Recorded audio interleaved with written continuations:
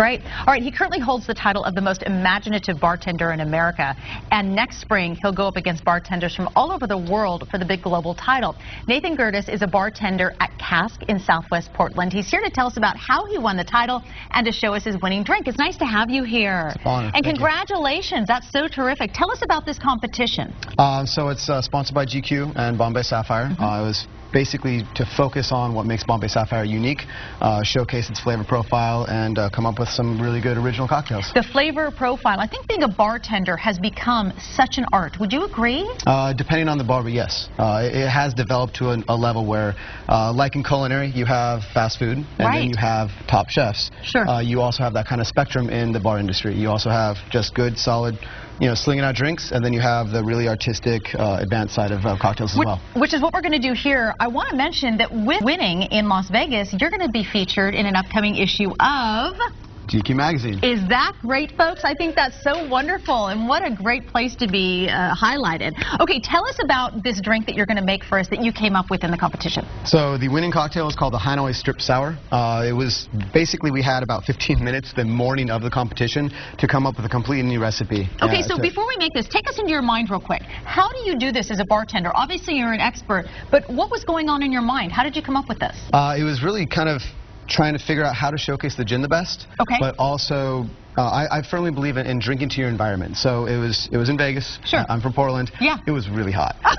So there you go. So I wanted something that was going to be nice, refreshing, kind of cool you off, and can be a drink you enjoy poolside, but for quite a while. Okay. So not just like a really spirit-driven drink, Sure. but also not too sweet, because that can be overpowering on your palate. Okay, so we've got the Bombay Sapphire, and then what else? So it's a really, the other requirement of the competition was that we had to batch it out for 400 guests. That's a lot of people, so yes, it can't be a super complex cocktail. It can't take a very long time. So it's really a very simple 4-ingredient cocktail. You have the Bombay Sapphire, you have a little bit of St. Germain, which is an elderflower liqueur, nice and floral tones. You have some fresh lime juice, and then you have a special syrup that I created for the competition. And of course you did. I call it a pho syrup, in reference to the Vietnamese soup, pho, P-H-O. Okay. And what's the flavor in that? What are you going to get out of that? So what I wanted to do is I didn't want to recreate the soup itself. I wanted to recreate the aroma of which comes off the bowl when you sit down to a delicious, bowl of it at the end of the night or whenever you consume it, which is primarily going to be cilantro, Thai basil, jalapeno pepper, a little bit of grains of paradise to tie it in the Bombay Sapphire, and some fresh ginger and some fresh lime. Lovely. Can you make it up for us real quick? Absolutely. Okay, let's show people at home. And then, so and when you mentioned lime juice, Nathan, I mean, this is not something you want to have store-bought. You want to get your limes, you want to squeeze your own lime juice. There's a difference in having really fresh cocktails that you're making. Very much so, very much so. Lime juice actually oxidizes within 8 hours of pressing. Interesting, okay. So you really want to try to get as fresh as possible, and we always recommend, juice it yourself. Okay, how many people were you up against in this competition as you continue to make your drink here? The semifinals, well, so every area had a regional finals, of which I have no idea how many people actually submitted. However, 50 of actually North America's top bartenders were selected.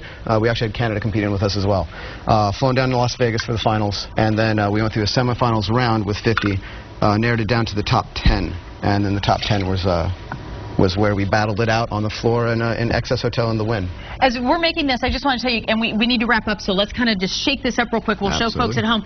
The aroma, it's just a beautiful smell that we're getting from this drink here. So then you're just going to shake it with some ice, and then how do you serve it? Just what kind of glass are you going to serve it in? What would basically be considered a bucket old-fashioned traditional... Fantastic. And what was the reaction from the judges as they tasted it? See, and this is just it's dance in itself. I love it. It's just a performance. Okay, we're going to pour it up here. So the judges can't really be too selective, or they can't really kind of let in on too much while they're judging you, or it takes a little bit away the suspense. Okay, I just have to take a quick. I can't taste it, but I just want to smell it real quick. Oh my goodness, lovely. And then we're going to garnish it with a lime. Nathan, congratulations on your big win, and there it is, folks. What a beautiful drink. I'm so excited for you, and congratulations on your big win and your upcoming appearance in GQ Magazine coming up this December. And if you'd like to try Nathan's recipe for yourself, he's actually going to provide us with a link to put on our website, kptv.com. Absolutely. Thanks for being here. You're very welcome. You're watching more Good Day Oregon